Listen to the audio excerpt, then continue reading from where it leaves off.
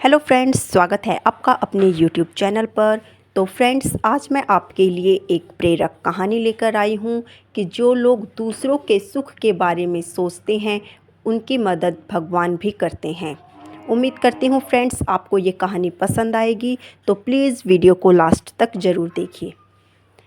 तो चलिए कहानी को शुरू करते हैं। एक लकड़हारा था। वह जंगल से लकड़ियाँ काटता और गांव के बाजार में बेचकर अपना जीवन चला रहा था। उसे इस काम से सिर्फ इतना ही पैसा मिल पाता था कि वह थोड़े बहुत खाने की व्यवस्था कर सकता था। बहुत परेशानियों में उसका जीवन चल रहा था। इस वजह से वह बहुत दुखी रहता था। एक दिन लकड़हारे के गांव में एक विद्वान संत पहुँचे। संत के दर्शन करने और उनके प्रवचन सुनने के लिए लोग दूर दूर से गांव पहुंच रहे थे। गरीब लकड़हारा भी संत से मिलने पहुंच गया। मौका मिलते ही गरीब व्यक्ति ने अपनी परेशानियां संत को बता दी। उसने संत से कहा कि आप भगवान से पूछिए कि मेरे जीवन में इतनी परेशानियां क्यों हैं। संत ने उससे कहा कि ठीक है, भगवान से प्रार्थना करूँगा। कुछ दिन बाद लकड़हारा संत के पास फिर से पहुंचा।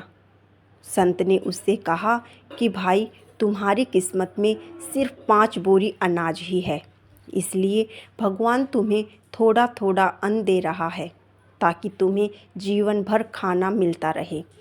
संत की बात सुनकर लकड़हारा अपने घर लौट आया। कुछ दिन बाद वह फिर से संत के पास पहुंचा और बोला कि गुरुजी, आप भगवान से कहो कि मुझे मेरी किस्मत का सारा अनाज एक साथ दे दे।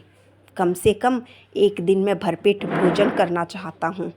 संत ने कहा कि ठीक है, मैं तुम्हारे लिए प्रार्थना करूँगा। अगले दिन गरीब लकड़हारे के घर 5 बोरी अनाज पहुँच गई।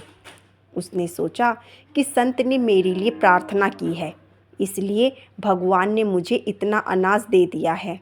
उसने बहुत सारा खाना बनाया, खुद खाया और गांव के गरीब लोगों को बांट दिया। सभी ने उसे दुआएं दी।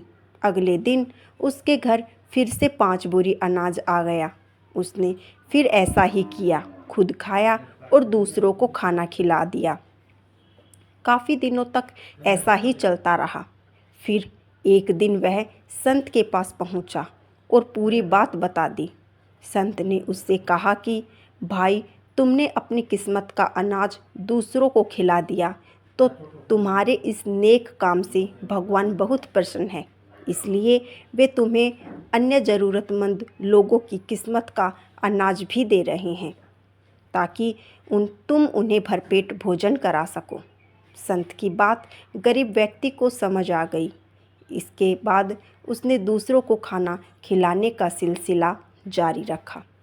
तो इस कहानी से हमें यह सीख मिलती है कि जो लोग दूसरों के दुख दूर करने के बारे में सोचते हैं उनकी मदद भगवान भी करते हैं। इसलिए दान पुण्य करते रहना चाहिए। दान करने से हमारा जीवन भी बदल सकता है। तो फ्रेंड्स, आई होप आपको ये कहानी पसंद आई होगी। अगर आपको ये कहानी पसंद आई हो तो वीडियो को लाइक करें, शेयर करें और ऐसी ही अन्य वीडियोज़ के लिए हमारे चैनल को सब्सक्राइब करें।